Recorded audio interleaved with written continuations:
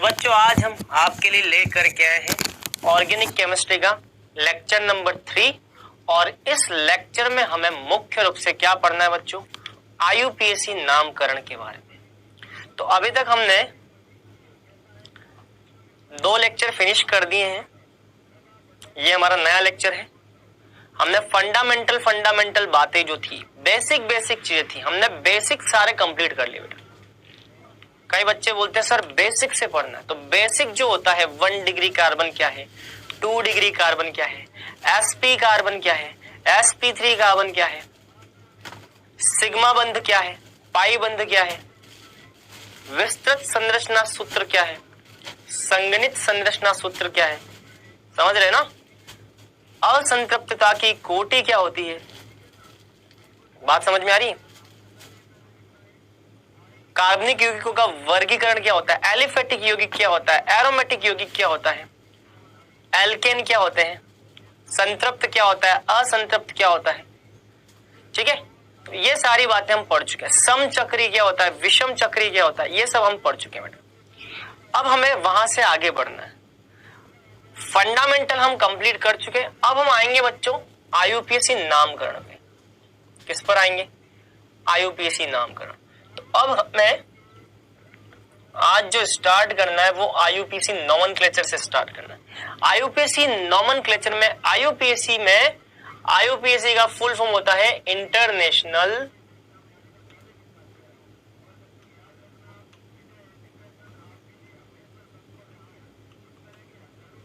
Union for pure and applied chemistry. समझ में आया। आईयूपीएसी का फुल फॉर्म बेटा ये है, international union for pure and applied chemistry. जैसे कि बच्चों जैसे मान लो आपको ज्ञान अर्जित करना है, तो ज्ञान अर्जित करने की संस्थान कौन सी है बच्चों। वैसे तो आप ज्ञान अपने सराउंडिंग में बहुत सारी चीजों से अर्जित करते हो, लेकिन आपको पहली क्लास पढ़नी है, दूसरी क्लास पढ़नी है, आप स्कूल जाते हो। स्कूल विद्यालय एक ऐसी संस्थान है जो कि आपको शिक्षित बनाती है, आपको शिक्षाविद बनाती है, आपको शिक्षित बनाती है, आपको एजुकेटेड बनाती है। उसी प्रकार से बच्चों कार्बनिक यौगिकों के नामकरण की एक संस्था होती है बेटा। कार्बनिक यौगिकों के नामकरण की जो संस्था है उसको हम बोलते हैं बेटा आईयूपीएसी। तो आईयूपीएसी एक संस्था है, जैसे कि हमें शिक्षाविद बनाने के लिए, शिक्षित बनाने के लिए हम कहाँ जाते हैं, स्कूल जाते हैं। स्कूल क्या करती है, स्कूल हमको शिक्षित बनाती है, हमें नॉलेज देती है, हमें ज्ञानवान बनाती है। उसी प्रकार से कार्बनिक यौगिकों के अगर नामकरण करने, तो कार्बनिक यौगिकों के नामकरण करने की संस्था कौन सी बेटा, आईयूपीएसी। कौन सी है, आईयूपीएसी। अब ये जो आईयूपीएसी संस्था है वो कार्बनिक यौगिकों के नामकरण क्यों करती है, कहाँ जरूरत पड़ी, कार्बनिक यौगिकों के नामकरण की जरूरत कहाँ है इसकी जरूरत, कार्बनिक यौगिकों के नामकरण की जरूरत क्यों पड़ती है। तो बेटा बहुत सिंपल सा आंसर है। पहले के टाइम में क्या था कि कार्बनिक यौगिक जो भी प्राप्त होते थे वो उनके किसी ना किसी ओरिजिन, जैसे मान लो मैंने बोला फॉर्मिक एसिड। अब फॉर्मिक एसिड जो होता है वो चींटियों से प्राप्त होने वाला, चींटियां जब डंक मारती है ना, चींटियां जब डंक मारती काटती तो फॉर्मिक एसिड का स्त्राव करती है। इसी कारण चींटी जहां पर भी काटती है वहां पे हमें जलता है। मान लो चींटी ने मेरी स्किन पर काटा, मेरी स्किन पर काटता है तो चींटी काटती तो मुझे जलन होती है। क्यों, क्योंकि चींटी जो होती है वो अपने शरीर से फॉर्मिक एसिड का स्त्राव करती है। तो फॉर्मिक एसिड, फॉर्मिक, ठीक है, तो वो फॉर्मिक एसिड चींटियों से निकलने वाला, ओरिजिन जो है वो चींटियों से निकलने वाला, तो इसलिए उसका नाम रख दिया फॉर्मिक एसिड, ठीक है। इसी तरह से बच्चों विनेगर है या सिरका है तो एसिटिक एसिड नाम रख दिया। तो पहले कार्बनिक यौगिक जो सीमित संख्या में कार्बनिक यौगिक जो उपलब्ध थे उनका नामकरण बच्चों उनके ओरिजिन के स्थान पर, या किसी व्यक्ति ने उनका आविष्कार कर रखा था उस व्यक्ति के नाम पर उस कार्बनिक यौगिक का पहले नाम रखा जाता था, तो भैया ठीक है काम चल गया। लेकिन जैसे जैसे कार्बनिक यौगिकों की संख्या बढ़ती गई, जैसे जैसे कार्बनिक यौगिकों की संख्या बढ़ती गई तो सभी कार्बनिक यौगिकों का नाम याद रख पाना संभव नहीं था। जैसे मान लो आज की तारीख में बहुत सारे कार्बनिक यौगिक उपलब्ध हैं। मान लो मैं बोल रहा हूं 1 करोड़ कार्बनिक यौगिक उपलब्ध है। मान लो आज की तारीख में 1 करोड़ कार्बनिक यौगिक उपलब्ध है। मान लो उससे ज्यादा ही है, बट मैं बोल रहा हूं 1 करोड़ है। तो क्या आप 1 करोड़ कार्बनिक यौगिकों का नाम याद रख पाओगे? सोचो थोड़ा। क्या 1 करोड़ कार्बनिक यौगिकों का नाम याद रख पाना आपके लिए आसान कार्य होगा? सोचो थोड़ा। 1 करोड़, 10 करोड़, 50 करोड़, इतने सारे कार्बनिक यौगिक है, और हो सकता है आने वाले भविष्य में और भी कई सारे कार्बनिक यौगिकों की क्या हो, खोज हो। तो जैसे जैसे कार्बनिक यौगिकों की खोज होगी वैसे वैसे उनके नाम याद रख पाना बहुत मुश्किल होता है। ठीक है, तो ऐसी कंडीशन में बेटा, ऐसी कंडीशन में हमें नामकरण की एक विशेष पद्धति चाहिए, जिनके कुछ निश्चित नियम होंगे, जिनके द्वारा दिए गए कुछ नियम होंगे। वो नियम किसी भी यौगिक पर लगाओ, उस यौगिक का नाम निकाल करके आपको दे देंगे। जैसे कि मान लो मैंने लिखा ये मैंने लिख दिया, ठीक है, ये मैंने लिख दिया। अब मैं आपसे बोलूं इसका नाम क्या है, तो आपको बताना ही है इसका नाम क्या है। ठीक है, मैंने आपको बोला कि यार इसका नाम आइसोओक्टेन होता है। इसका नाम क्या है? मैंने आपको बोला कि इसका नाम आइसोओक्टेन है। क्या है इसका नाम? आइसोओक्टेन। तो आइसोओक्टेन इसका नाम पहले के टाइम में पड़ा था। पुराने टाइम में इसको हम आइसोओक्टेन बोलते थे, आज भी आइसोओक्टेन बोलते हैं, इसको आज भी आइसोओक्टेन बोलते हैं। लेकिन यार वही बात है कि इसको आइसोओक्टेन बोलते हैं। हो सकता है कोई और संरचना उसको नियोक्टेन बोलेंगे या पेंटेन बोलेंगे, आइसोपेंटेन बोलेंगे, बहुत सारे तरह की बातें। तो ऐसे कितने यौगिक हैं जिनके अलग अलग नाम उनके ओरिजिन के आधार पर, उनकी उत्पत्ति के आधार पर, उनके वैज्ञानिकों के आधार पर दिए गए। तो सभी के नाम याद रख पाना हमारे लिए बहुत मुश्किल होता है बेटा। तो सभी कार्बनिक यौगिकों के नाम याद रख पाना इतना आसान नहीं है। इसीलिए IUPAC एक संस्था है, उसने क्या किया, उसने कार्बनिक यौगिकों के नामकरण के कुछ निश्चित नियम प्रदान किए, और वो नियम उन्होंने सभी कार्बनिक यौगिकों को नामकरण के लिए उपलब्ध करा दिए। जैसे ही कोई कार्बनिक यौगिक दिखा, उस पर वो नियम लगा दो और उस नियम से नामकरण निकाल दो, तो भैया वो कार्य हमारे लिए बहुत आसान हो जाएगा। तो IUPAC एक संस्था है जो कि नामकरण को आसान, सुविधाजनक और सरल बनाने के लिए यौगिकों के नामकरण प्रदान करती है। तो इस IUPAC नामकरण के अंदर बच्चों हमको अलग अलग कैटेगरी में नामकरण पढ़ने। सबसे पहले हमको नामकरण पढ़ने होते हैं बेटा इसमें एल्केन का नामकरण। सबसे पहले हमको नामकरण करने बेटा एल्केन के नामकरण। किसके? एल्केन के। एल्केन के बाद दूसरा इसमें नामकरण होते हैं बेटा एल्किन तथा एल्काइन के। एल्किन तथा एल्काइन के नामकरण। तीसरा इसमें नामकरण होता है बेटा चक्रीय यौगिकों के नामकरण।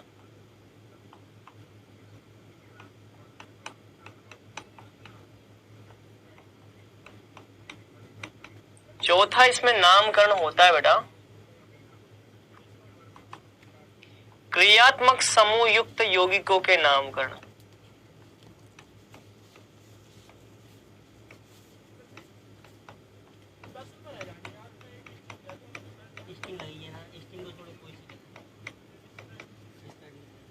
पांचवा बच्चों इसमें नामकरण होता है स्पाइरो तथा बाईसाइक्लो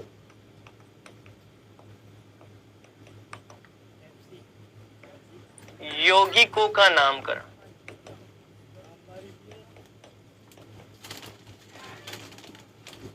इसी क्रम में बच्चों एक आता है एरोमेटिक यौगिकों का नामकरण।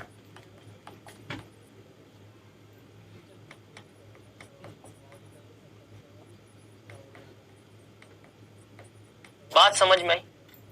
तो नामकरण को हमको इस कैटेगरी में पढ़ना होता है। लेकिन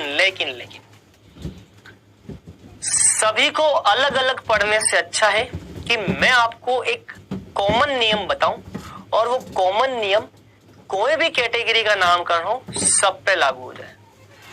मैं आपको एक कॉमन नियम बताऊंगा बेटा, वो कॉमन नियम सभी पे लागू हो जाएगा। आपको वो कॉमन नियम सबके लिए आप लगा सकते हो।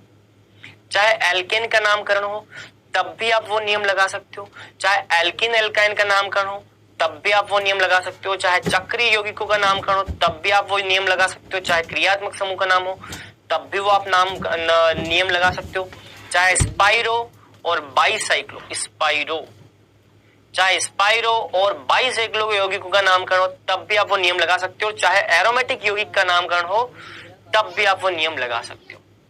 ठीक है, मैं यहाँ पे बच्चों एक चीज क्लियर करना चाहूंगा, एल्केन का मतलब होता है बेटा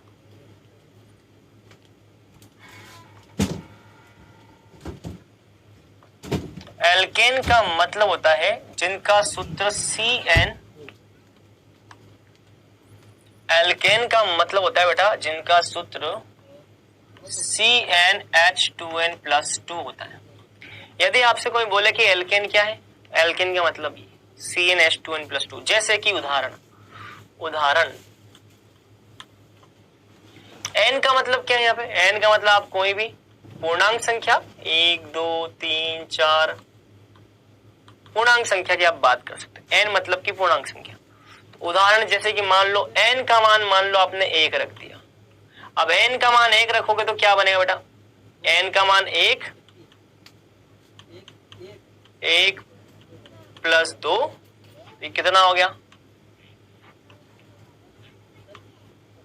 तो ये क्या बन गया, तो ये बन गया भैया CH4। तो ये आपको एल्केन ध्यान रखना। मान लो n का मान 2 रख दिया, n का मान 2 रखा तो C2H6, n का मान 2 रखोगे 2 × 2 4, 4 और 2 6 ये हो जाएगा। तो यदि आपसे कोई बोले एल्केन क्या होता है, तो एल्केन का मतलब जिसका फॉर्मूला CnH2n+2। क्लियर। मान लो n का मान 3 रख दिया आपने, C3H8, n का मान 3, n का मान 3, 3 × 2 6, 6 + 2 8 ऐसे आ जाएगा। तो ये एल्केन होता है। इसी तरह से बच्चों एक एल्किन होता है। एल्किन का सूत्र क्या होता है बताया ना, एल्किन का सूत्र होता है बेटा CnH2n। एल्किन का सूत्र क्या होता है CnH2n। n का मान यदि 1 रखोगे तो क्या आ जाएगा 1 2 ऐसा। लेकिन ध्यान रखना बच्चों, एल्किन कभी भी एक कार्बन से स्टार्ट नहीं होता, तो ये ध्यान रखना, एल्कीन कभी भी एक कार्बन वाला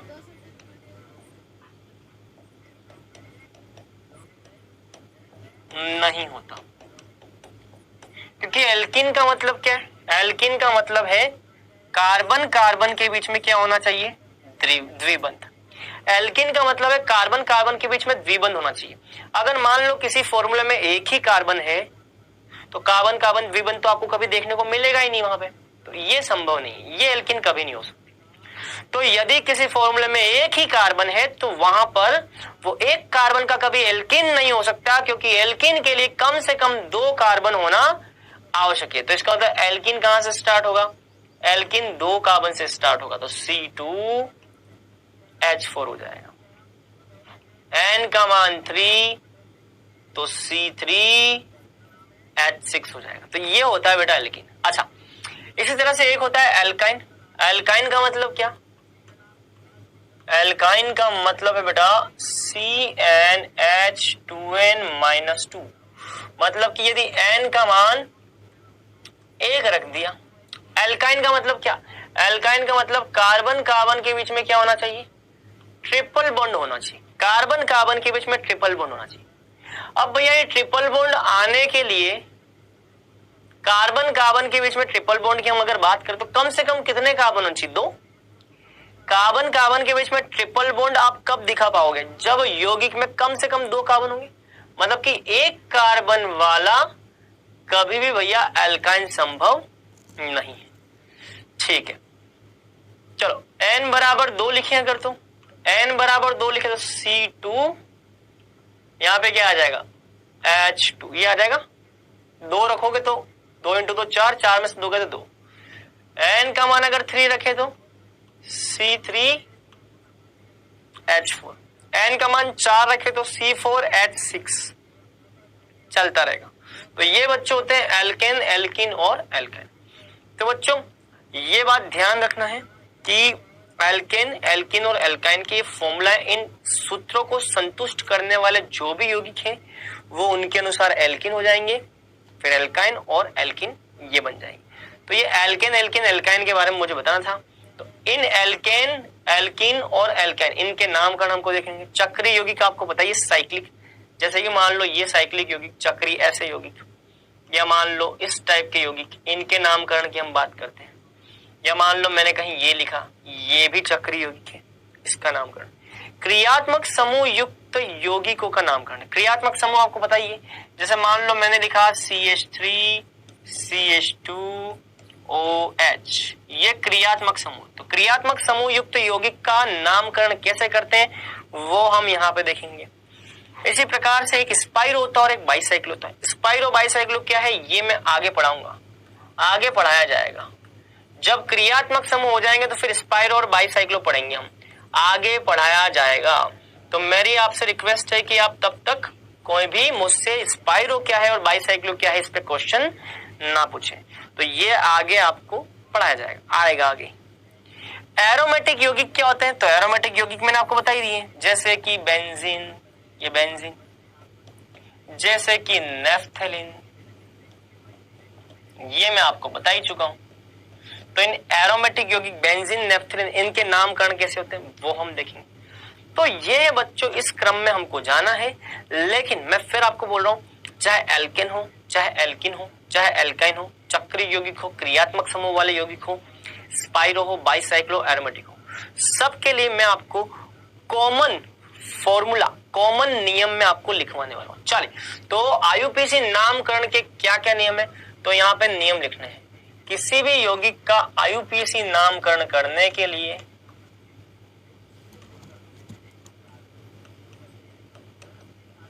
किसी भी यौगिक का आईयूपीएसी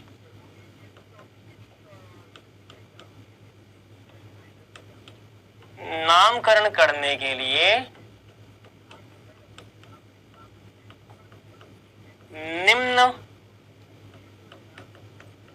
पदों का पालन करना होता है। निम्न पदों का पालन करना होता है। सबसे पहला है बच्चों मुख्य कार्बन श्रृंखला का चयन। सबसे पहला क्या है? मुख्य कार्बन श्रृंखला का चयन। सबसे पहले आपको मुख्य कार्बन श्रृंखला का चयन करना होता है। जब भी सबसे पहले आपको मुख्य कार्बन श्रृंखला का चयन करना होता है, जब भी किसी यौगिक का आईयूपीएसी नामकरण करते हो तो आपको सबसे पहले पद में क्या करना है? मुख्य कार्बन श्रृंखला का चयन। मुख्य कार्बन श्रृंखला क्या होती है वो मैं आपको बताऊंगा थोड़ी देर में, बिल्कुल बेफिक्र रहिए। तो ये क्या होता है हम इसके बारे में थोड़ी देर में जानकारी लेंगे, बिल्कुल बेफिक्र रहिए, ठीक है। दूसरा स्टेप में, दूसरे पद में इसमें आपको करना होता है मुख्य कार्बन श्रृंखला का अंकन। क्या करना होता है बेटा? मुख्य कार्बन श्रृंखला का अंकन। ये अंकन क्या होता है इसकी भी हम बात करेंगे थोड़ी देर में, बिल्कुल बेफिक्र रहिए। अंकन क्या है ये भी हम देखने वाले हैं, आप बिल्कुल बेफिक्र रहिए। तीसरा है बच्चों नामकरण। नामकरण कैसे करते हैं वो भी हम देखेंगे। तो कहने का मतलब अब हम तीनों स्टेप्स को एक एक करके चेक करने वाले हैं। तो जब भी आप किसी यौगिक का आईयूपीएसी नामकरण लिखते हो ना, तो उसमें सबसे पहले आपको करना होता है मुख्य कार्बन श्रृंखला का चयन। चलो, तो सबसे पहला स्टेप मुख्य कार्बन श्रृंखला का चयन। ये कैसे करते हैं आ जाओ। मुख्य कार्बन श्रृंखला का चयन कैसे किया जाएगा ये चलिए बात करेंगे हम। तो सबसे पहले है मुख्य कार्बन श्रृंखला का चयन। मुख्य कार्बन श्रृंखला का मतलब क्या होता है मैं आपको बताऊंगा। तो मुख्य कार्बन श्रृंखला के चयन के लिए आपको सबसे पहले देखना होगा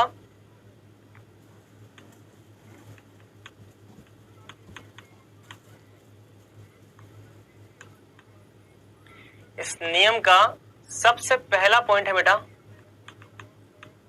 सबसे अधिक मुख्य क्रियात्मक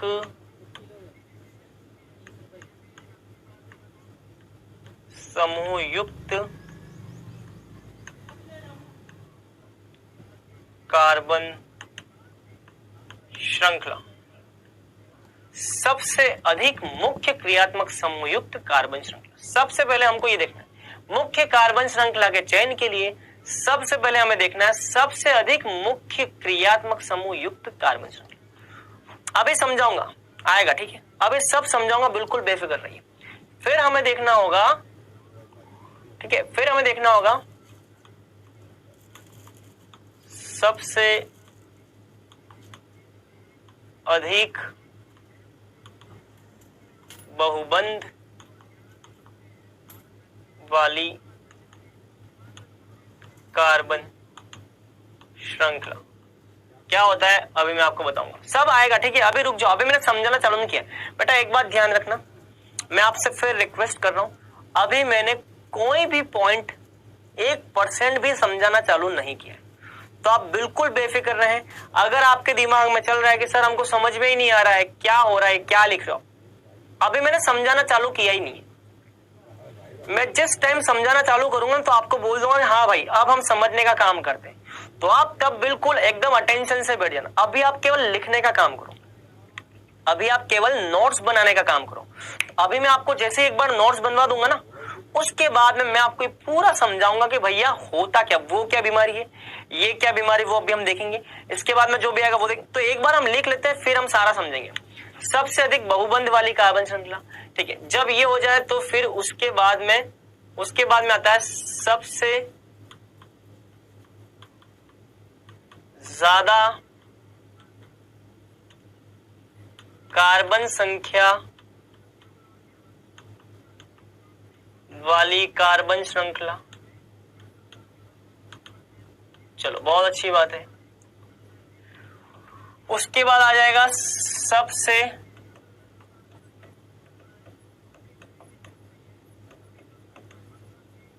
अधिक संख्या में प्रतिस्थापी वाली कार्बन श्रृंखला, ठीक है भैया।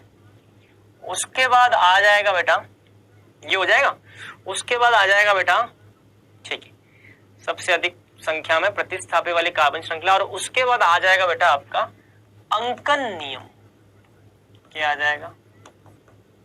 अंकन नियम। चलो अब हम इसको समझने का काम करते हैं बेटा, ठीक है। इसको हम क्या करते हैं, समझने का काम करते हैं। पूरा ध्यान बेटा यहां लगाना, ठीक है। सभी बच्चे पूरा ध्यान यहां लगाएं। देखो मान लो मैंने एक उदाहरण लिया बेटा,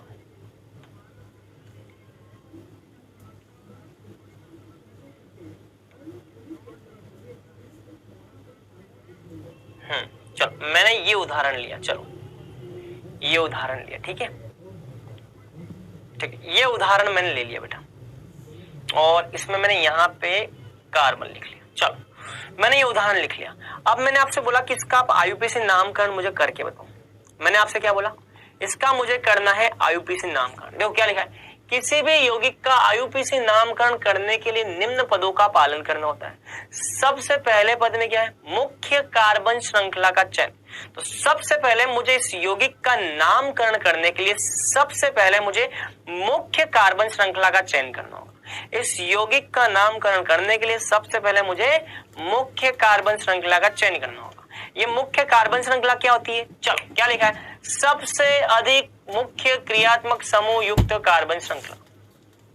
चलो तो सबसे अधिक मुख्य क्रियात्मक समूह युक्त कार्बन श्रृंखला, ये है मुख्य क्रियात्मक समूह, ये है मुख्य क्रियात्मक समूह।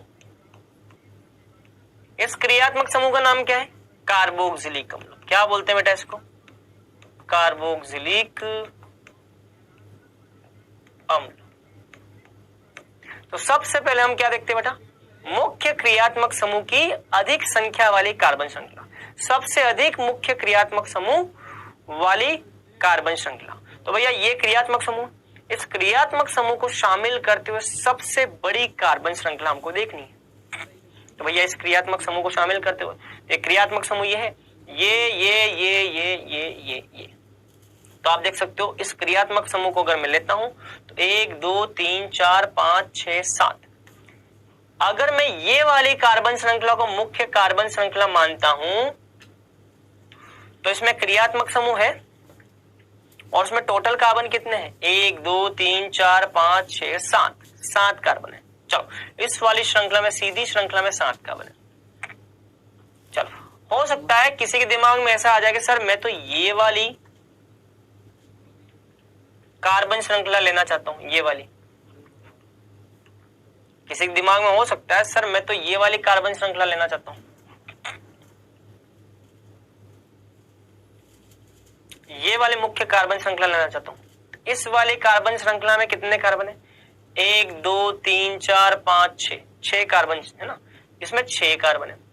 तो बेटा आप देखो मुख्य क्रियात्मक समूह को शामिल करते हुए, सबसे अधिक मुख्य क्रियात्मक समूह को शामिल करते हुए, मुख्य क्रियात्मक समूह ये, इस क्रियात्मक समूह को शामिल करते हुए फिर क्या देखना है, सबसे अधिक बहुबंध वाली कार्बन श्रृंखला।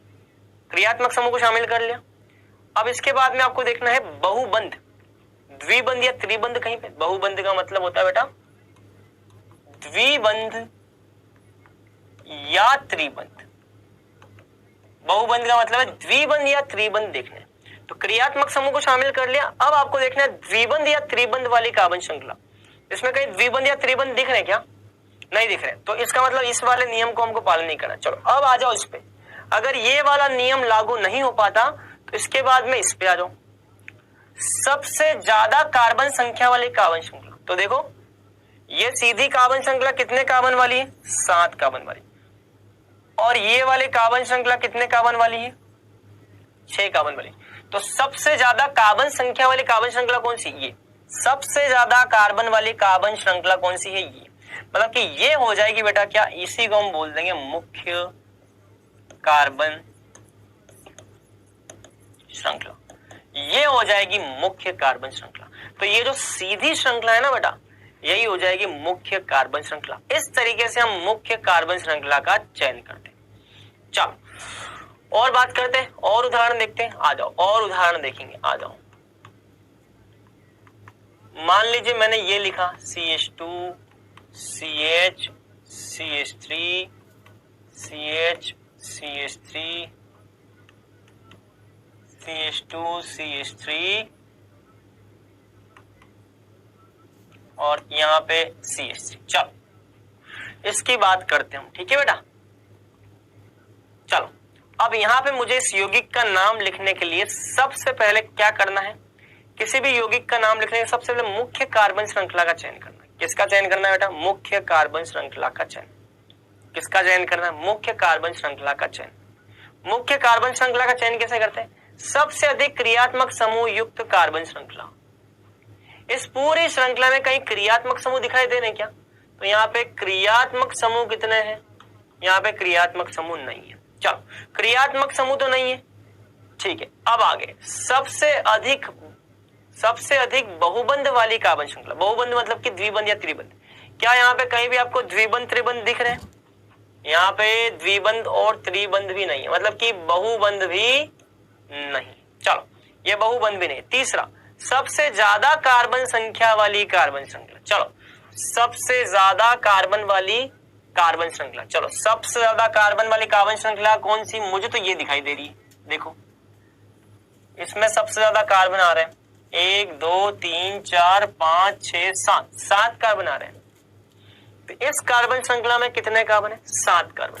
तो ये सबसे अधिक कार्बन वाली कार्बन श्रृंखला, 7 कार्बन आ रहे हैं। मेरे ख्याल से इसके अलावा कोई भी कार्बन श्रृंखला ऐसी नहीं जिसमें कि इससे ज्यादा कार्बन आ रहा हो। तो ये सबसे लंबी कार्बन श्रृंखला है बेटा, सबसे लंबी कार्बन श्रृंखला।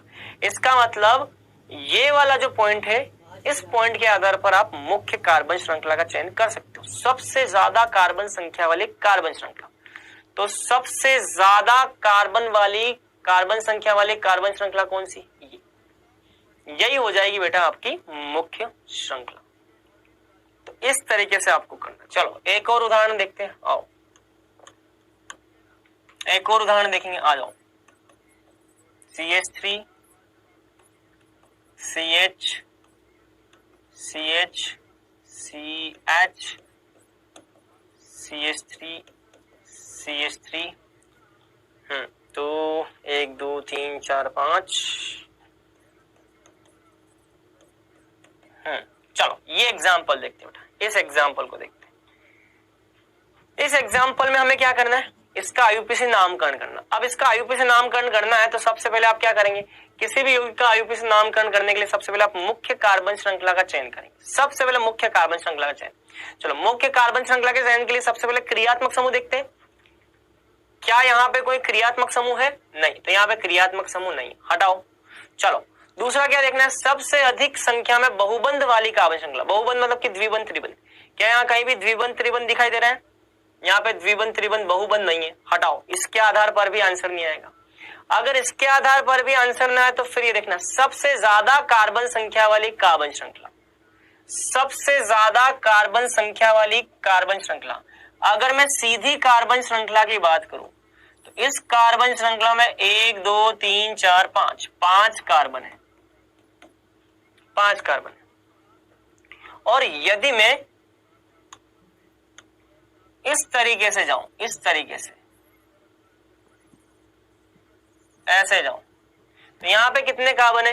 1 2 3 4 5। अरे भैया यहां पे भी 5 कार्बन है, इसके पास भी 5 कार्बन है। मतलब कि हमारे पास 2 श्रृंखला ऐसी है जिनमें की कार्बन की संख्या 5 है। तो हमारे पास सबसे ज्यादा कार्बन संख्या वाले कार्बन श्रृंखलाएं कितनी है? ये भी 5 कार्बन की है, और ऐसे आओगे तो ये भी कितने कार्बन की? 5 कार्बन की।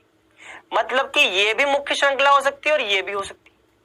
और हो सकता है कोई बच्चा बोले कि सर ये वाली भी 5 कार्बन की श्रृंखला है। सर ये देखो, सर ये वाली भी 5 कार्बन की, देखो 1 2 3 4 5। सर ये भी 5 कार्बन की। काली पेंसिल से जो किया वो भी 5 कार्बन, ये लाल पेंसिल से जो लिखा वो भी 5 कार्बन, इधर वाले भी 5 है। सर 3 5 कार्बन की श्रृंखला है। जब बहुत सारी श्रृंखलाएं एक समान कार्बन की हो तो फिर हमको जाना सबसे अधिक संख्या में प्रतिस्थापी वाली कार्बन श्रृंखला। सबसे अधिक संख्या में प्रतिस्थापी वाली कार्बन श्रृंखला। चलो तो अगला पॉइंट है सबसे अधिक संख्या में प्रतिस्थापी वाली कार्बन श्रृंखला। रट लो, एक बार दिमाग बिठा लो, सबसे अधिक संख्या में प्रतिस्थापी वाली कार्बन श्रृंखला। चलो प्रतिस्थापी क्या होता है? आ जाओ। प्रतिस्थापी का मतलब होता है बेटा मुख्य कार्बन श्रृंखला के बाहर निकली हुई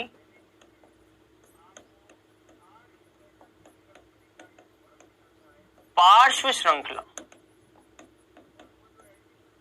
मुख्य कार्बन श्रृंखला के बाहर निकली हुई पार्श्व श्रृंखला। पार्श्व मतलब कि साइड, साइड श्रृंखला। चलो अब देखते हैं मुख्य कार्बन श्रृंखला के बाहर निकली हुई पार्श्व श्रृंखला। मुख्य कार्बन श्रृंखला के बाहर निकली हुई पार्श्व श्रृंखला क्या लिखा है? सबसे अधिक संख्या में प्रतिस्थापी वाली कार्बन श्रृंखला। चलो यदि मान लो ये काली वाली श्रृंखला, ये जो काली पेंसिल से मैंने मार्क किया ना बेटा, मान लो ये सीधी श्रृंखला जो है इसको अगर मैं मुख्य श्रृंखला मानता हूं तो प्रतिस्थापियों की संख्या कितनी है? देखो ये मुख्य श्रृंखला है। मुख्य श्रृंखला के बाहर, मुख्य श्रृंखला के बाहर अगर ये सीधी श्रृंखला मुख्य श्रृंखला है तो इसके बाहर ये जो है ये पूरा क्या हो जाएगा? प्रतिस्थापी। प्रतिस्थापी का मतलब मुख्य कार्बन श्रृंखला के बाहर निकली हुई पार्श्व श्रृंखला। मुख्य कार्बन श्रृंखला ये है, इसके बाहर क्या दिखाई दे रहा है आपको? अगर ये मुख्य कार्बन श्रृंखला है तो इसके बाहर कौन सी श्रृंखला दिखाई देगी? ये पूरी। तो ये पूरी कितनी? एक श्रृंखला, तो ये पूरी एक। चलो तो मैं काम करता हूं, मैं एक बार तो बाकी जितनी भी चीजें हैं ना इनको हटा देता हूं। चलो ये देखो, चलो तो अगर ये मुख्य कार्बन श्रृंखला है तो इस मुख्य कार्बन श्रृंखला के बाहर ये पूरा एक, प्रतिस्थापी आपको दिखाई दे रहा है, ठीक है। तो ये पूरा एक प्रतिस्थापी आ जाएगा। तो यदि ये मुख्य कार्बन श्रृंखला है, यदि मुख्य कार्बन श्रृंखला है तो इसके लिए प्रतिस्थापी कितना आ जाएगा बेटा, एक। चलो तो मैं यहां पे लिख लेता हूं सीधी कार्बन श्रृंखला। सीधी कार्बन श्रृंखला है ना, सीधी कार्बन श्रृंखला जो ब्लैक पेंसिल से मैंने मार्क कर रखी, ब्लैक काली पेंसिल से बना रखी है सीधी कार्बन श्रृंखला। इसमें प्रतिस्थापी कितना आ रहा है, एक। बाहरी शाखा, प्रतिस्थापी का मतलब, प्रतिस्थापी के मतलब मुख्य कार्बन श्रृंखला के बाहर निकली शाखा है ना। तो यहाँ पे प्रतिस्थापी कितना आएगा, यहाँ पे प्रतिस्थापी कितना है, यहाँ पे प्रतिस्थापी ये पूरा एक, तो प्रतिस्थापी एक आ गया। चलो अब हम बात करते हैं इसकी। चलो मान लो मैं इसे मुख्य श्रृंखला लेता हूं, ये मान लो ये वाली मुख्य श्रृंखला, ये वाली मान लो ये वाली मुख्य श्रृंखला। चलो इस केस में क्या होगा, आ जाओ। अगर ये वाली श्रृंखला मुख्य श्रृंखला है, अगर ये वाली श्रृंखला मुख्य श्रृंखला, तो इसमें भी कितने कार्बन है बेटा, 5। तो काली वाली श्रृंखला में प्रतिस्थापी एक था, ये लाल वाली रेड वाली, चलो रेड वाली श्रृंखला में कितने प्रतिस्थापी, इसमें भी 5 है। इसमें प्रतिस्थापी कितने, देखो इसमें प्रतिस्थापी एक। प्रतिस्थापी का मतलब जो मुख्य श्रृंखला के बाहर निकला हुआ एक प्रतिस्थापी, और दूसरा प्रतिस्थापी, प्रतिस्थापी का मतलब जो मुख्य श्रृंखला के बाहर निकला हुआ है, एक और दो, तो यहां पे 2 प्रतिस्थापी आ गए। चलो अब तीसरा, हो सकता है किसी बंदे को लगता है सर मैं तो ये ना लेकर के मैं इस तरह की श्रृंखला का चयन करता हूं, मैं सर ये सोच रहा हूं ये वाला लेता हूं, ये सॉरी माफ करना,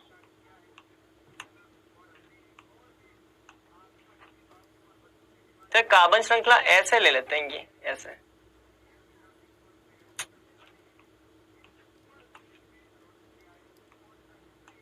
हो सकता है किसी के दिमाग में ये आ रहा हो कि सर कार्बन श्रृंखला ऐसे ले लेते हैं। कार्बन श्रृंखला ऐसे लोगे तब भी यहां पे भी कितने कार्बन, 5 कार्बन, और यहां पे प्रतिस्थापी कितने आएंगे बताओ। ऐसी कंडीशन में प्रतिस्थापी कितने आएंगे, ऐसी कंडीशन में प्रतिस्थापी कितने आ रहे हैं, 1 प्रतिस्थापी और 2 प्रतिस्थापी। तो ऐसी कंडीशन में 2 प्रतिस्थापी आएंगे। तो ये पर्पल पेंसिल से जो मैंने श्रृंखला चयन की है इसमें भी 2 प्रतिस्थापी। तो हमने क्या नियम पढ़ा है, देखो नियम क्या है, सबसे अधिक संख्या में प्रतिस्थापी वाली कार्बन श्रृंखला, सबसे अधिक संख्या में प्रतिस्थापी वाली कार्बन श्रृंखला। जो लाल श्रृंखला है, लाल श्रृंखला कौन सी थी बेटा, ये वाली लाल श्रृंखला, ये जो लाल पेंसिल से मार्क श्रृंखला है और जो पर्पल से ये जो बना रखा है, इन दोनों में 2-2। इसका मतलब आप इसका चयन नहीं कर सकते, इसमें प्रतिस्थापियों की संख्या सबसे कम है। तो प्रतिस्थापियों की संख्या सबसे ज्यादा जहां पे हो ना, उसी श्रृंखला का चयन करना है। मतलब कि इसका चयन हम नहीं कर सकते क्योंकि इसमें प्रतिस्थापियों की संख्या कम है। आप इन दोनों में से कोई भी चयन कर सकते हो क्योंकि दोनों में प्रतिस्थापी बराबर है और ज्यादा है।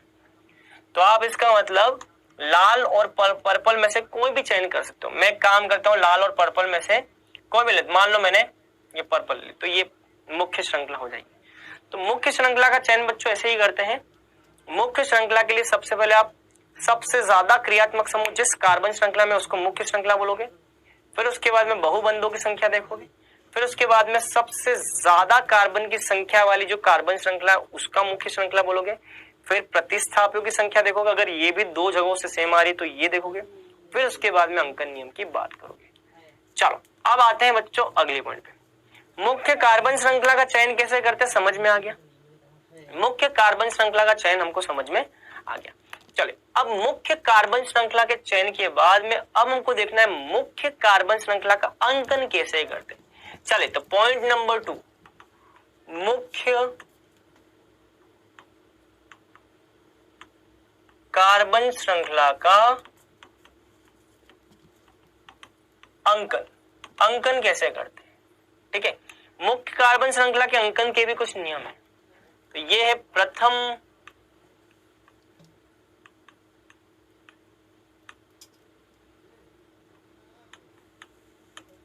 प्रथम मुख्य क्रियात्मक समूह को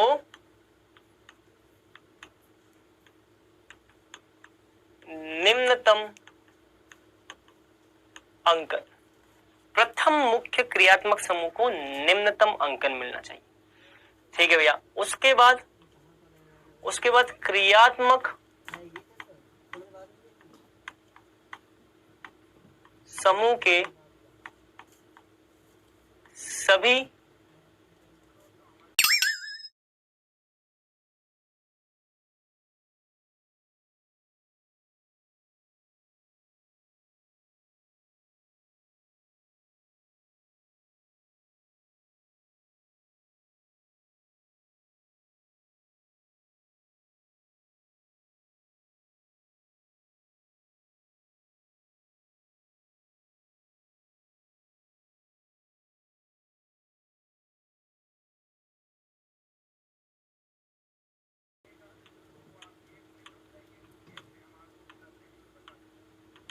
प्रथम बहुबंध को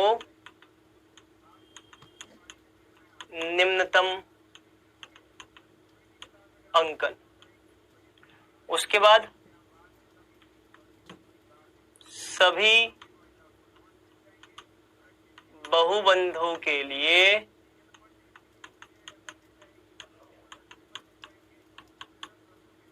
निम्नतम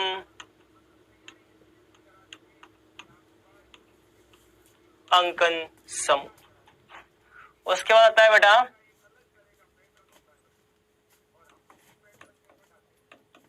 प्रतिस्थापियों के सभी समूहों के लिए या सभी प्रतिस्थापियों के लिए निम्नतम अंकन समूह, ये लिख सकते हो सभी प्रतिस्थापियों के लिए निम्नतम अंकन समूह, या फिर आप ये लिख सकते हो सभी प्रतिस्थापियों के लिए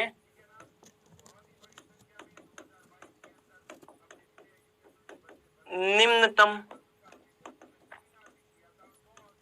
अंकन समूह। ठीक है। इसके बाद आपको चेक करना होता है, ठीक है, सभी प्रतिस्थापी हेतु निम्नतम अंकन समूह। इसके बाद आपको चेक करना होता है बेटा, ये हो गया। इसके बाद आपको चेक करना होता है द्विबंध, द्विबंध के बाद आपको चेक करना होता है त्रिबंध, और त्रिबंध के बाद आपको चेक करना होता है, त्रिबंध के बाद आपको चेक करना होता है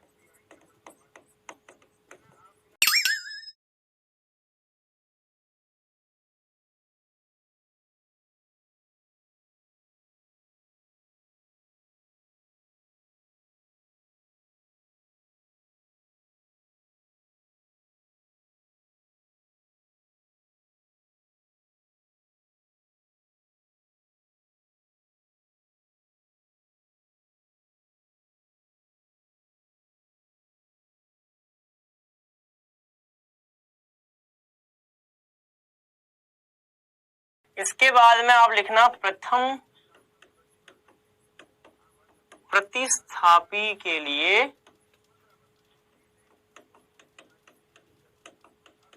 निम्नतम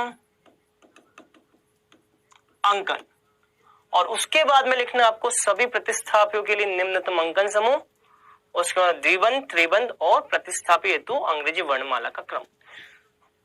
तो ये बेटा आपको ध्यान रखना है। क्लियर? एक बार इसको आप नोट कर लो, नोट कर लो इसको आप, ठीक है, नोट कर लो।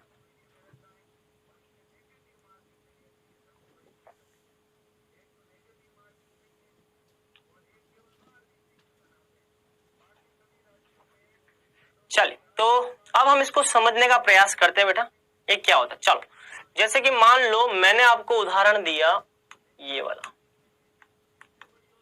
CH3 CH2 CH2 CH CH3 CH2 CH3, ठीक है। चलो, ये एग्जाम्पल लिखा मैंने। अब मैंने आपसे बोला कि इसका आईयूपीसी नामकरण करो, तो आईयूपीसी नामकरण करने के लिए बेटा सबसे पहले तो आप क्या करोगे, आईयूपीसी नामकरण करने के लिए सबसे पहले आप क्या करोगे, आईयूपीसी नामकरण करने के लिए सबसे पहले आप करोगे मुख्य कार्बन श्रृंखला का चयन। सबसे पहले आप करोगे मुख्य कार्बन श्रृंखला का चयन। चलो मुख्य कार्बन श्रृंखला का चयन कैसे करते हैं?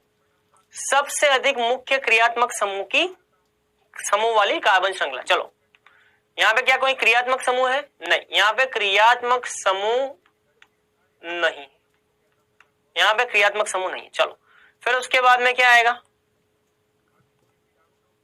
सबसे अधिक बहुबंध वाली कार्बन श्रृंखला, द्विबंध या त्रिबंध। क्या यहां पे कोई बहुबंध है?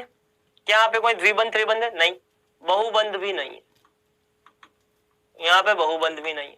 चलो तीसरा, चलो बहुबंध भी नहीं। सबसे ज्यादा कार्बन संख्या वाली कार्बन श्रृंखला, सबसे ज्यादा कार्बन संख्या वाली कार्बन श्रृंखला, ये देखो सबसे ज्यादा कार्बन संख्या वाली कार्बन श्रृंखला बेटा ये रही, सबसे ज्यादा कार्बन संख्या वाली कार्बन श्रृंखला ये है, सबसे अधिक कार्बन संख्या वाली कार्बन श्रृंखला।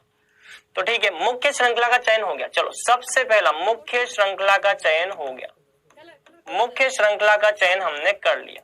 चलो अब दूसरा हमको क्या करना? मुख्य श्रृंखला कौन सी हो गई? ये सीधी। इसमें कितने कार्बन आ रहे हैं? 1 2 3 4 5 6, 6 कार्बन है भैया, इससे ज्यादा कार्बन नहीं है यहाँ पे कहीं पे भी किसी भी श्रृंखला में। चलो मुख्य कार्बन श्रृंखला का चयन हो गया। मुख्य कार्बन श्रृंखला के चयन के बाद मुख्य कार्बन श्रृंखला का अंकन करना। आ जाओ, अंकन कैसे करते हैं भैया? अंकन कैसे करते हैं? देखो, मुख्य क्रियात्मक समूह को निम्नतम अंक। क्या यहाँ पे क्रियात्मक समूह है? ना, क्रियात्मक समूह नहीं है। चलो फिर सभी मुख्य क्रियात्मक समूह, अरे भैया क्रियात्मक समूह है ही नहीं, क्रियात्मक समूह नहीं, बहु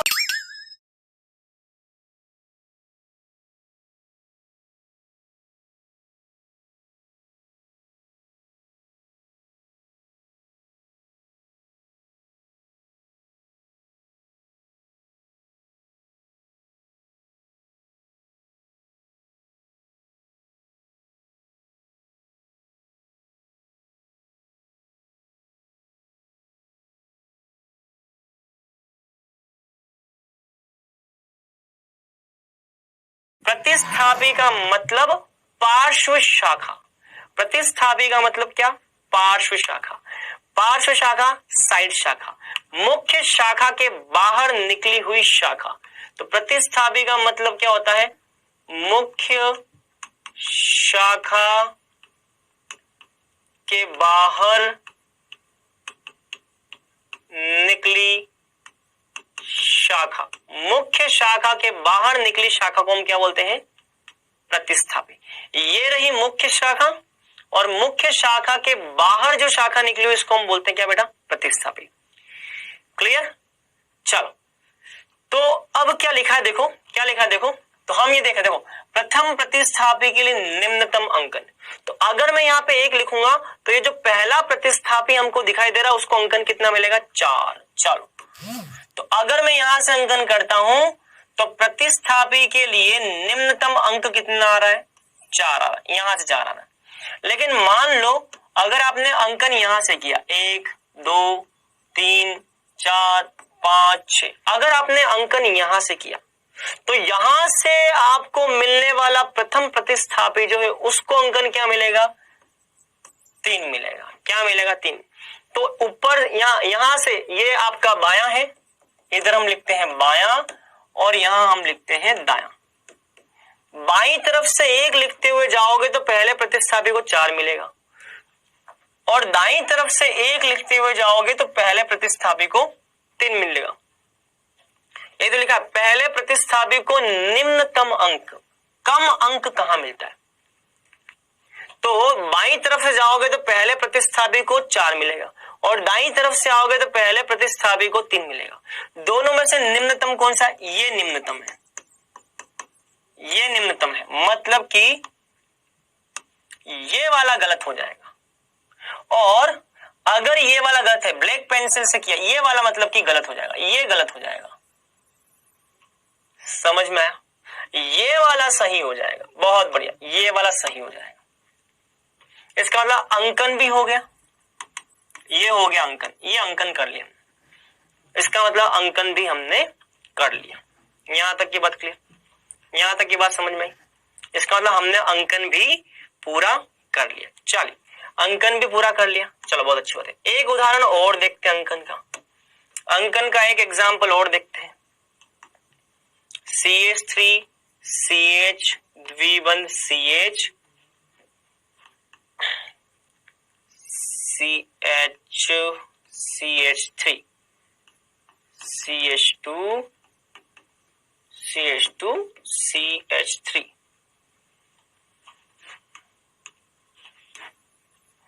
यहां पे मैं लिखता हूं, चलिए यहां मैं लिखता हूं ये, एक काम करता हूं इसको, ठीक है ऐसा भी लिख सकते हैं, या फिर एक काम और हो सकता है, चलो मैं इसको थोड़ा सा बदल देता हूं। चलिए तो CH2 CH2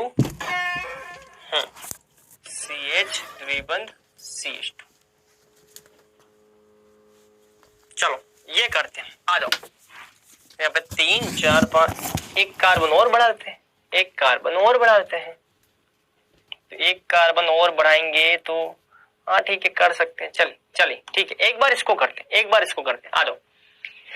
अब मुझे यदि इस यौगिक का नाम लिखना है तो सबसे पहले मुझे क्या करना होगा बेटा, सबसे पहले मुझे मुख्य श्रृंखला का चयन करना होगा। सबसे पहले हमें मुख्य श्रृंखला का चयन करना होगा। मुख्य श्रृंखला के चयन के लिए मैंने क्या लिखवाया है, मुख्य श्रृंखला का चयन, सबसे अधिक क्रियात्मक समूह वाली मुख्य श्रृंखला। क्या यहाँ पे कोई क्रियात्मक समूह है? यहाँ पे कोई क्रियात्मक समूह नहीं है, मतलब कि इसके आधार पर मुख्य श्रृंखला का चयन नहीं हुआ। चलो उसके बाद क्या, क्रियात्मक समूह नहीं तो सबसे अधिक बहुबंध वाली कार्बन श्रृंखला, सबसे अधिक बहुबंध वाली कार्बन श्रृंखला। बहुबंध का मतलब क्या होता है, द्विबंध या त्रिबंध, द्विबंध या त्रिबंध, द्विबंध और त्रिबंध दोनों को ही बहुबंध बोलते हैं। द्विबंध या त्रिबंध को शामिल करते हुए सबसे लंबी कार्बन श्रृंखला, तो द्विबंध या त्रिबंध सबसे अधिक संख्या में बहुबंध वाली कार्बन श्रृंखला। देखो इसका मतलब यदि मैं कोई भी कार्बन श्रृंखला का चयन करता हूं, देखो ये सीधी कार्बन श्रृंखला है, इसमें भी द्विबंध आ रहा है, और ये जो ऊपर से यहां आऊंगा तो इस कार्बन श्रृंखला में भी द्विबंध आ रहा है। बात समझना बेटा, मुख्य श्रृंखला के चयन के दौरान हमको देखना होता है सबसे ज्यादा क्रियात्मक समूह वाले मुख्य श्रृंखला कौन सी है। वो अगर ना दिखाई दे कोई बात नहीं, तो सबसे ज्यादा बहुबंध वाली कार्बन श्रृंखला कौन सी वो देख लो। अगर मैं सीधी श्रृंखला में जाऊंगा तब भी द्विबंध आएगा, और मैं ऐसे नीचे वाली श्रृंखला में जाऊंगा तब भी क्या आएगा, तब भी यहाँ पे द्विबंध आएगा। मतलब कि दोनों में से कोई भी एक श्रृंखला मुख्य श्रृंखला हो सकती है। चलिए उसके बाद हमको क्या देखना है, इसका मतलब ये सीधी वाली भी हो सकती है और ये ऊपर वाली भी हो सकती है। अब इन दोनों में से कौन सी होगी, चलो इन दोनों में से कौन सी होगी, तो सबसे ज्यादा कार्बन संख्या वाली कार्बन श्रृंखला। चलो इन दोनों में से कौन सी मुख्य श्रृंखला होगी, इन दोनों में से सीधी श्रृंखला और ये वाली श्रृंखला में से सबसे ज्यादा कार्बन संख्या वाली कार्बन श्रृंखला कौन सी है, 1 2 3 4 5 6। तो ये सीधी श्रृंखला जो है इसके पास 6 कार्बन है, और ऊपर से नीचे आओगे तो 1 2 3 4 5 6, इसके पास भी 6 कार्बन है। सीधी श्रृंखला में भी 6 कार्बन है और ऊपर से नीचे वाले में भी 6 कार्बन, दोनों में 6 कार्बन। तो अब क्या करें, तो भैया सबसे ज्यादा कार्बन संख्या वाली, दोनों में कार्बन संख्या भी सेम है, तो अब सबसे अधिक प्रतिस्थापी वाली कार्बन श्रृंखला, सबसे ज्यादा प्रतिस्थापी वाली। अगर मैं सीधी श्रृंखला की बात करूं तो अगर सीधी श्रृंखला मुख्य श्रृंखला होती तो ये प्रतिस्थापी एक आएगा, और अगर ऊपर से नीचे आओगे बेटा तो ये प्रतिस्थापी हो जाएगा। बात समझ में आ रही है मैं क्या बोल रहा हूं? चलो मैं फिर से समझाता हूं आपको। इधर देखो, यदि मान लो किसी बच्चे ने ये सीधी कार्बन श्रृंखला को मुख्य श्रृंखला काउंट किया, तो इसके लिए प्रतिस्थापी कितने दिखाई दे रहे हैं आपको? प्रतिस्थापी का मतलब मुख्य श्रृंखला के बाहर निकला हो, तो ये प्रतिस्थापी एक है बेटा, इसके लिए एक प्रतिस्थापी आ रहा है। ठीक है, बहुत अच्छी बात है, याद रखना सीधी श्रृंखला अगर लेते हो मुख्य श्रृंखला तो इसके लिए एक प्रतिस्थापी आ रहा है, बहुत अच्छी बात है। और मान लो किसी ने अगर ये वाली श्रृंखला मुख्य श्रृंखला ले ली तो इसके लिए प्रतिस्थापी कितना आएगा? इसके लिए भी प्रतिस्थापी एक ही आएगा, यहाँ पे भी प्रतिस्थापी की संख्या समान है। ठीक है, बहुत अच्छी बात है, बहुत अच्छी बात है। चलिए अब अंकन की बात करें। देखो अब इसके बाद क्या है, इसके बाद क्या है, देखो प्रतिस्थापियों की संख्या समान। अब हम बात करें अंकन नियम की, इसके बाद अंकन नियम पे आना। चलो अंकन नियम क्या है, आ जाओ अंकन नियम। अंकन नियम क्या, देखो क्रियात्मक समूह को निम्नतम अंक, अरे भैया क्रियात्मक समूह तो है ही नहीं, क्रियात्मक समूह है ही नहीं, छोड़ो। क्रियात्मक समूह है ही नहीं। बहुबंधों को निम्नतम अंक, बहुबंध, हाँ बहुबंधों को निम्नतम अंक, मैं यहाँ पे बात करता हूँ, यहाँ पे बहुबंधों को निम्नतम अंक, तो देखो निम्नतम अंक कैसे मिलता है, देखो 1 2 3 4 5 6, अगर मैं यहां से ऊपर जाता हूं तो बहुबंध, इस द्विबंध को अंक क्या मिलेगा, 1 मिलेगा। बहुत अच्छी बात है। और अगर मान लो मैं यहाँ पे 1 लिखता हूँ, यहाँ 2 लिखता हूँ, यहाँ 3 लिखता हूँ, यहाँ 4 लिखता हूँ, यहाँ 5 लिखता हूँ, यहाँ 6 लिखता हूँ, तो यहाँ पे बहुबंध को अंक क्या मिल जाएगा, निम्नतम अंक क्या मिल जाएगा, 5। यदि मैं नीचे से ऊपर जाऊंगा तो इस बहुबंध को निम्नतम अंक 1 मिलेगा, और ऊपर से नीचे आऊंगा तो इस बहुबंध को निम्नतम अंक 5 मिलेगा। तो आप मुझे बताओ कौन सी श्रृंखला का चयन करें, 1 वाले का चयन करें या 5 वाले का चयन करें, बताइए कौन सी कार्बन करें, सोचो कौन सी कार्बन श्रृंखला का हम चयन करें, 1 वाले का करें या 5? भैया ये निम्नतम है, ये है निम्नतम, ये निम्नतम है, मतलब कि हमको ये 1 वाली, ये जो 1 वाली ये निम्नतम, जहां पे बहुबंध को निम्नतम मिल रहा वो ये है, ये 1 वाली, इस 1 वाली कार्बन श्रृंखला का चयन करना है। ये लाल वाली हटा दो, ये लाल वाली हटा दो, काली पेंसिल से जो लिखा है वो हो जाएगी मुख्य श्रृंखला, ये मुख्य श्रृंखला हो जाएगी बेटा, ये हो जाएगी मुख्य श्रृंखला। क्यों? क्योंकि यहाँ पे बहुबंध को निम्नतम अंक मिल रहा है 1, ऊपर से अंकन करोगे तो बहुबंध को 5 मिलेगा। देखो ऊपर से यहाँ पे अगर 1 लिखोगे तो 1 2 3 4 5, यहाँ पे 5, तो ये 5 आएगा। तो भैया ये 5 निम्नतम नहीं है, इसको 1 लिखोगे तब निम्नतम है, तो ये अंकन क्या हो जाएगा, सही हो जाएगा। इसका मतलब इस तरीके से हमको अंकन करना है, ठीक है। चलो एक और उदाहरण देखते हैं, आ जाओ बेटा, एक और उदाहरण, CH3 CH OH CH OH CH2 CH2 CH3, ठीक है, ये देखा है। अब इसमें सबसे पहले क्या करना है, सबसे पहले मुख्य कार्बन श्रृंखला का चयन। मुख्य कार्बन श्रृंखला के चयन का नियम क्या है, सबसे अधिक क्रियात्मक समूह वाली कार्बन श्रृंखला, ये लो भैया, सबसे अधिक क्रियात्मक समूह वाली कार्बन श्रृंखला, ये भी क्रियात्मक समूह है और ये भी क्रियात्मक समूह, दोनों क्रियात्मक समूह। तो भैया सबसे अधिक क्रियात्मक समूह वाली कार्बन श्रृंखला कौन सी हो गई, ये होगी मुख्य कार्बन श्रृंखला का चयन हो गया, मुख्य कार्बन श्रृंखला का चयन हो गया। चलो मुख्य कार्बन श्रृंखला का चयन हो गया। दूसरा क्या है बच्चों, दूसरा हम करते हैं क्या, अंकन। देखो दूसरा हम क्या करते हैं, दूसरा क्या है, दूसरा कार्बन श्रृंखला का अंकन, दूसरा हम करते हैं कार्बन श्रृंखला का अंकन। चलो फिर हमको क्या करना है, अंकन करना है। चलो अंकन के लिए नियम क्या है, आ जाओ। अंकन कैसे करते हैं, प्रथम मुख्य क्रियात्मक समूह को निम्नतम अंकन, प्रथम मुख्य क्रियात्मक समूह को निम्नतम अंकन। चलो यहां से अगर मैं 1 लिखूं तो इस पहले आने वाले क्रियात्मक समूह का अंकन क्या मिलेगा, 2, फिर 3, फिर 4, फिर 5, 6। तो अगर यहां से अंकन चालू करोगे तो इस पहले क्रियात्मक समूह का अंकन क्या मिलेगा, 2 मिलेगा। और यदि यहां से अंकन चालू करोगे तो आने वाले पहले क्रियात्मक समूह को अंकन क्या मिलेगा, 4, तो पहले वाले को 4 मिलेगा।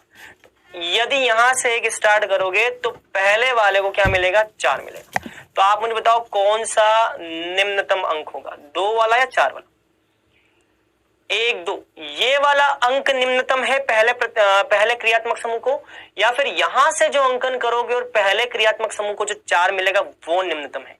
2 निम्नतम है या 4 निम्नतम है, बताओ। अरे भैया ये जो 1 2, ये जो 2 लिखा है ये हो जाएगा बेटा निम्नतम, क्या हो जाएगा, निम्नतम। और ये 4 वाला निम्नतम नहीं होगा, गलत है।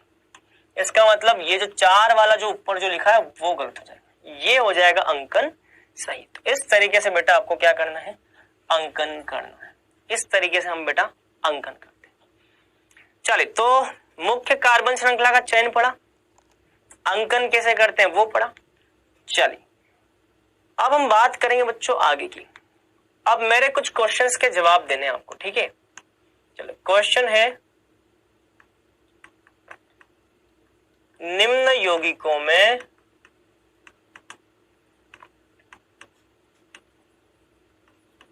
मुख्य कार्बन श्रृंखला का चयन करें तथा अंकन करें। ठीक है, चलो इसको करो बेटा। CH3 CH CH3 CH2 CH3 CH3 CH3, ये करो बेटा। CH2 double bond CH CH CH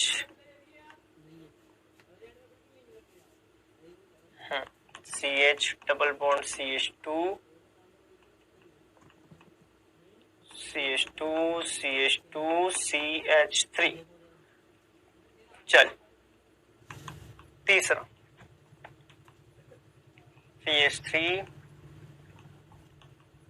CH2 SO3H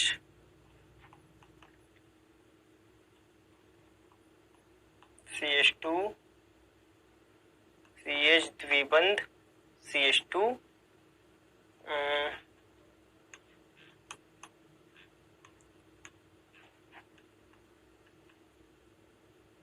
यहाँ पे आ जाएगा CH2 SO3H। चले ये एग्जाम्पल, उसके बाद नंबर 4 करना है बेटा आपको। नंबर 4 करना है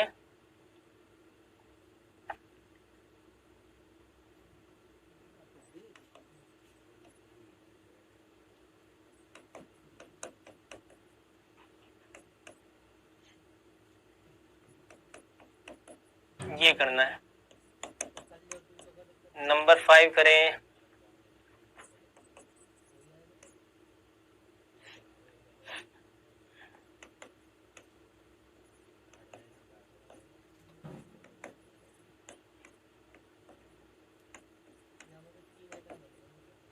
ये करें। चलो ये 5 क्वेश्चन मैंने आपको दिए हैं, इनमें मुख्य श्रृंखला का चयन करें और अंकन करके बताएं बेटा। चलिए करिए इसमें।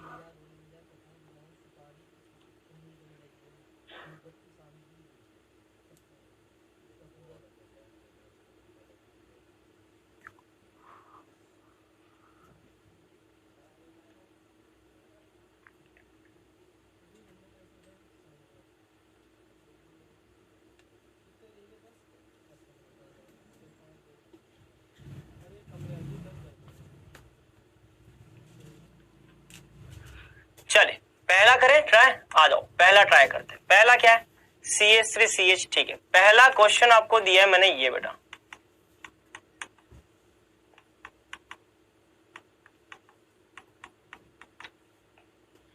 पहला क्वेश्चन जो दिया है बेटा मैंने आपको वो ये दिया है।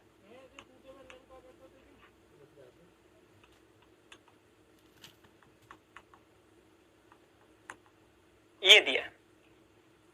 अब मुझे इस यौगिक का 2 काम करना। एक तो सबसे पहले मुख्य श्रृंखला का चयन करना है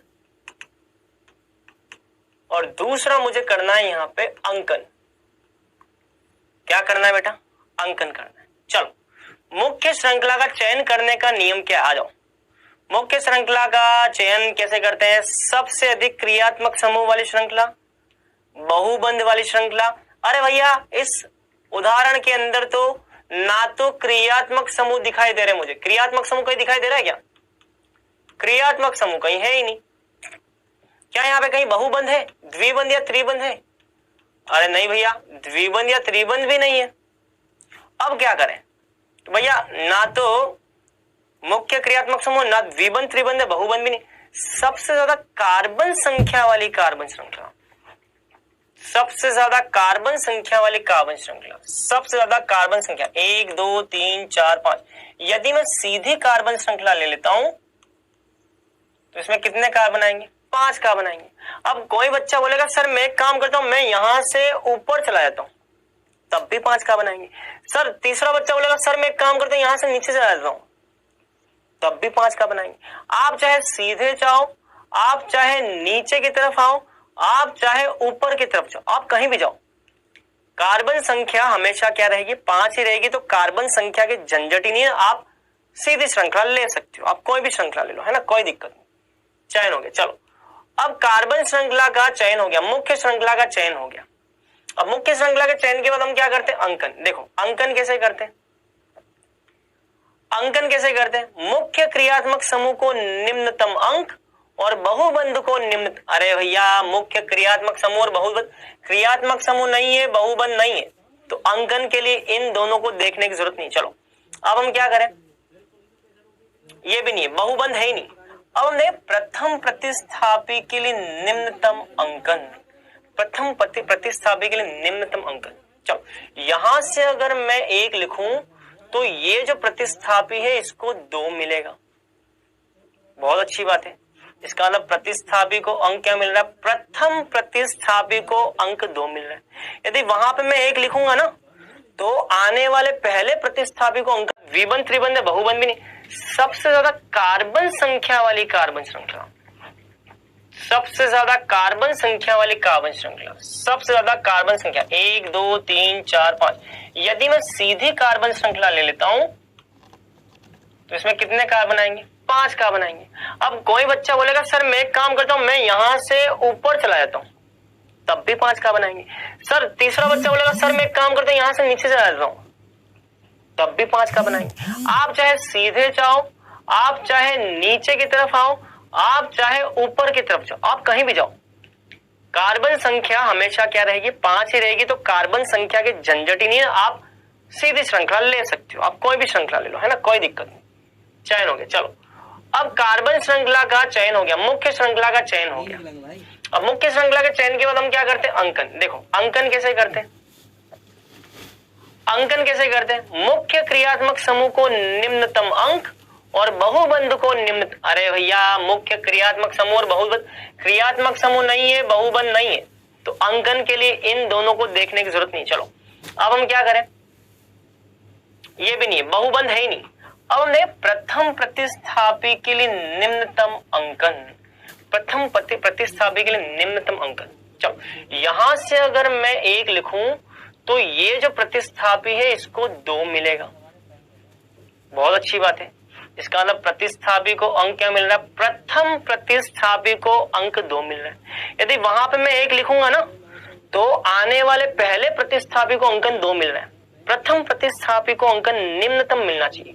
यहां से अगर शुरू करोगे तो आने वाले पहले प्रतिस्थापी को अंकन 2 मिलेगा, निम्नतम मिलेगा, ठीक है।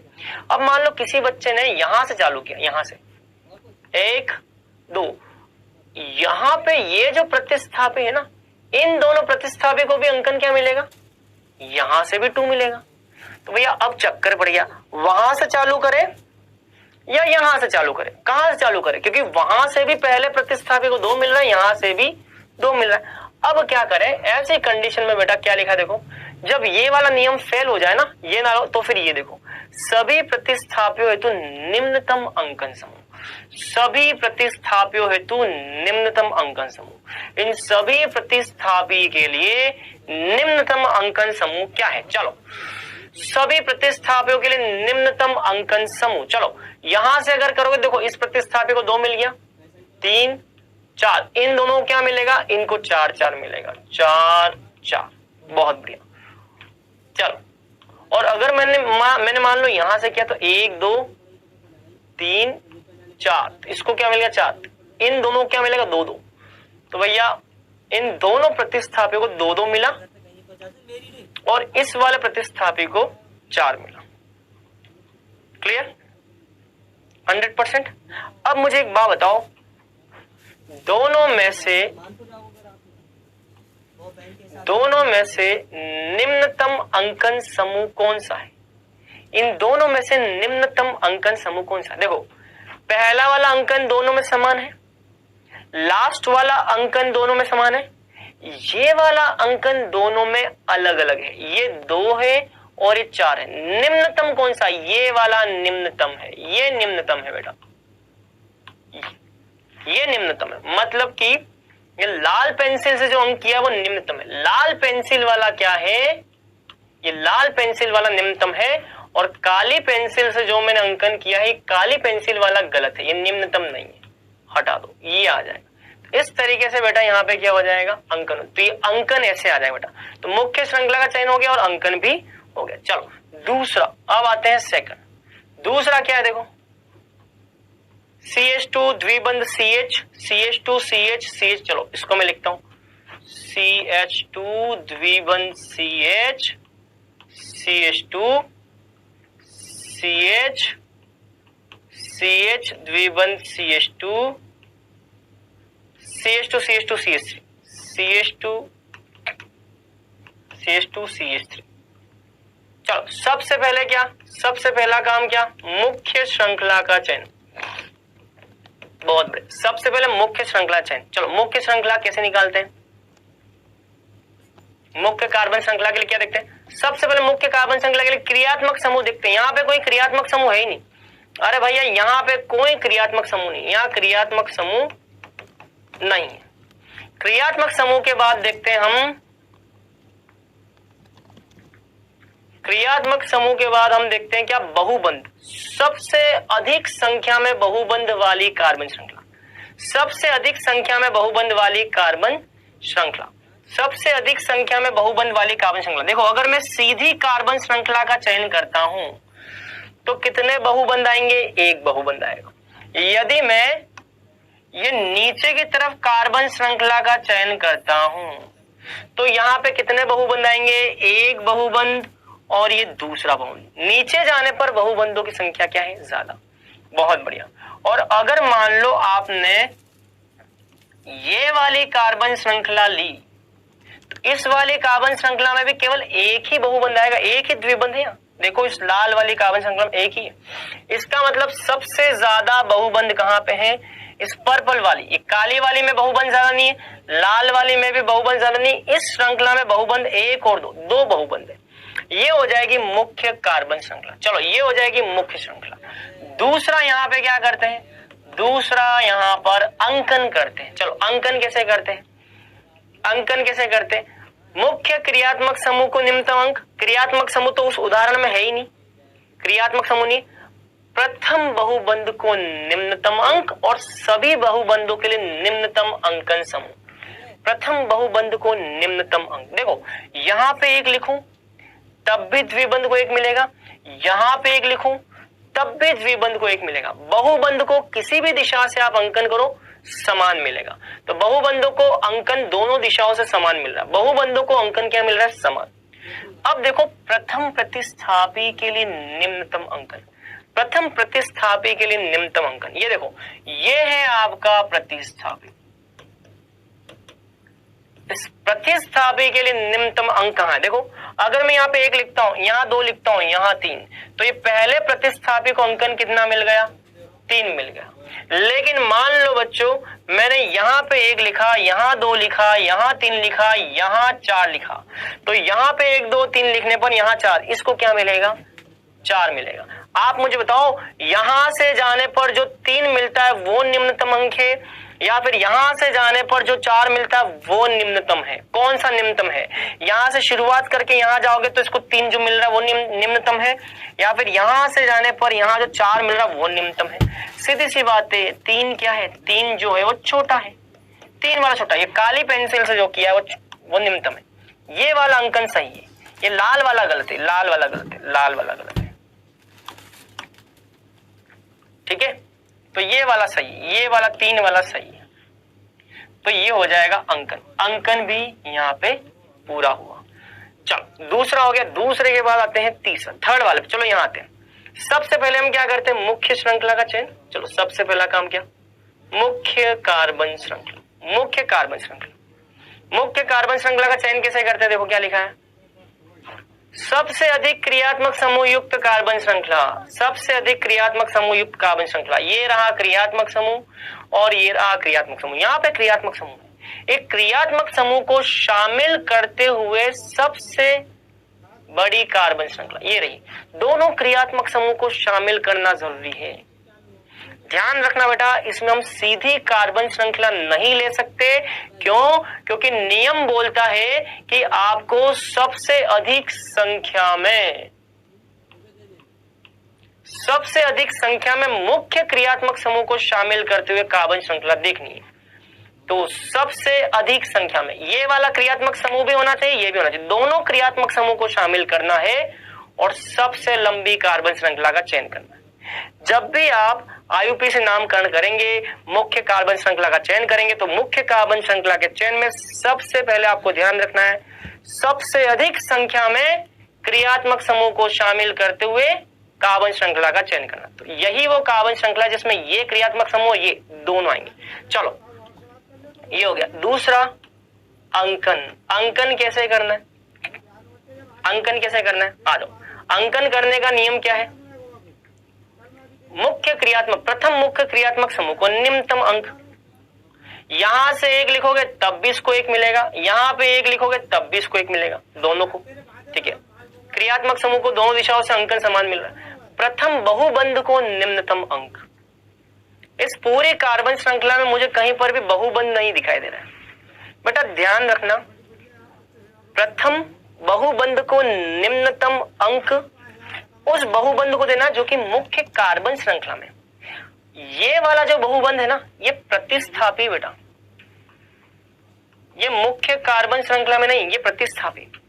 मुख्य कार्बन श्रृंखला में यदि कोई बहुबंध हो तो उसे निम्नतम अंक देना है। तो इसका मतलब मुख्य कार्बन श्रृंखला में तो बहुबंध नहीं है, ये प्रतिस्थापी, इसलिए इसकी हम बात नहीं करें। चलो, तो इससे भी नहीं आएगा।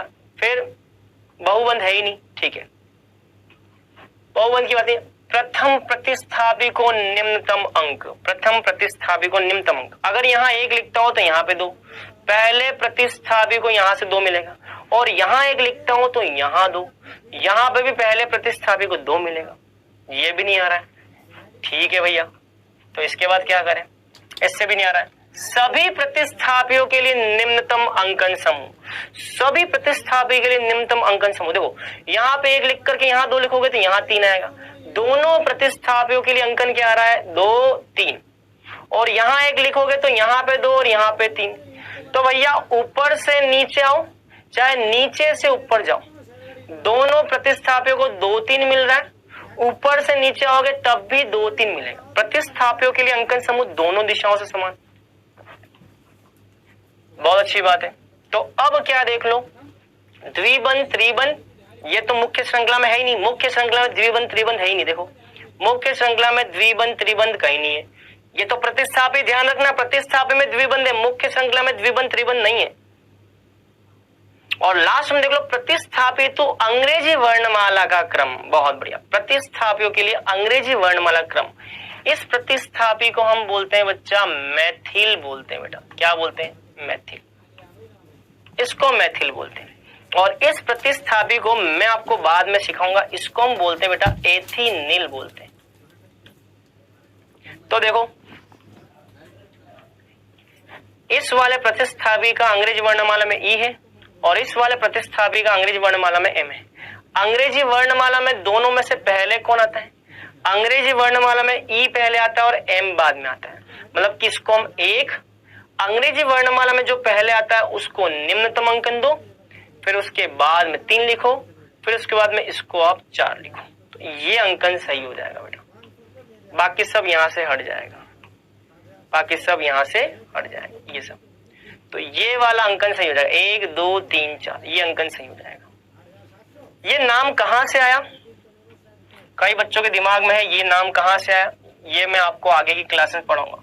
ये नाम कहां से आया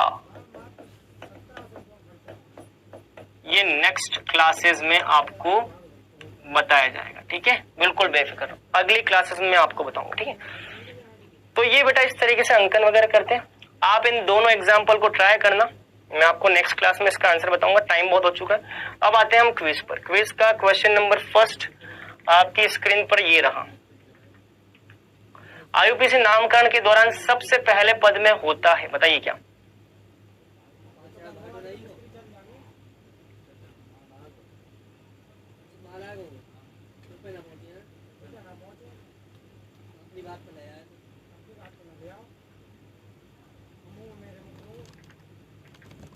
चलिए दूसरा क्वेश्चन, मुख्य श्रृंखला से बाहर निकला हाइड्रोकार्बन पार्श्व शाखा कहलाता है। मुख्य श्रृंखला के बाहर जो निकली रहती है ना शाखा, उसको हम क्या बोलते हैं बेटा?